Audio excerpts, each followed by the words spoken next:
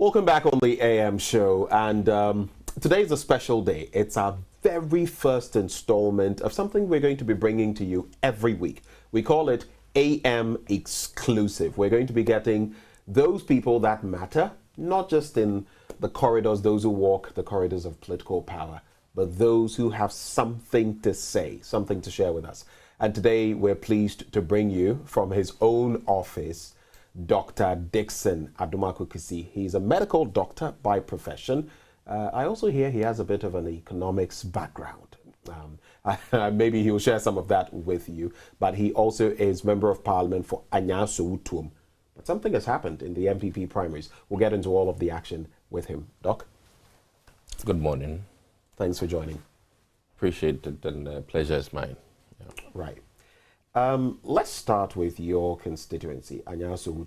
You've been on my show a number of times and we've spoken about Antieku, the road and everything. Yes. But you've also done a lot in Anyaso over the past few years.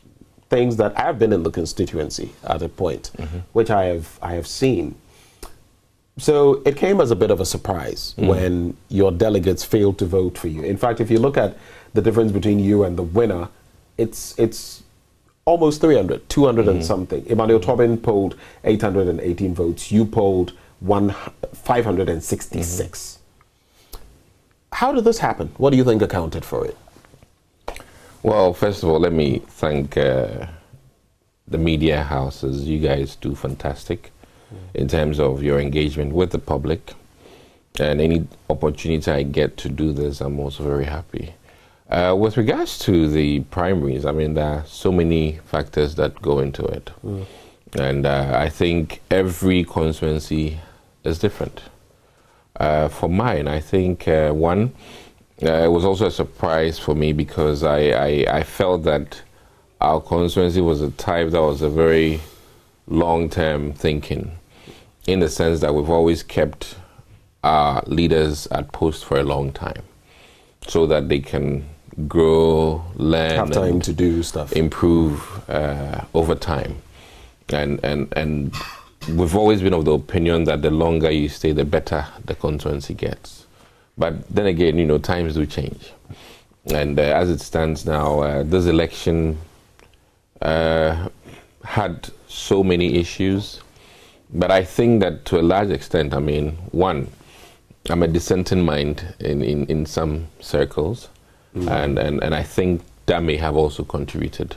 When you speak of a dissenting mind, I know some of what you may be thinking of, because you were one of those MPs, for example, who felt that Ken Ofori-Atta should go at a point in time. You shared your opinion. And one thing I have liked about you is the fact that you are not one of those MPs who kowtow, who toe a certain strict line without necessarily looking at the surrounding circumstances. You speak this way, you speak that way, but you think maybe some of those decisions you took, for example, we do know that some of your colleagues, those who stood, you know, saying that Ken Ofori-Atta should go, have actually lost their seats as well. True.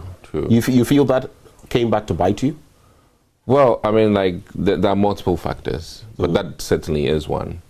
And I also think that as we mature as a country, we'll get to a point where we will also take care of dissenting minds. And I'll cite the likes of today, Roe versus Wade in America. Right. You know, at a point in time, the dissenting minds were not respected. Right. But 50 years down the line, their dissent is what is in vogue.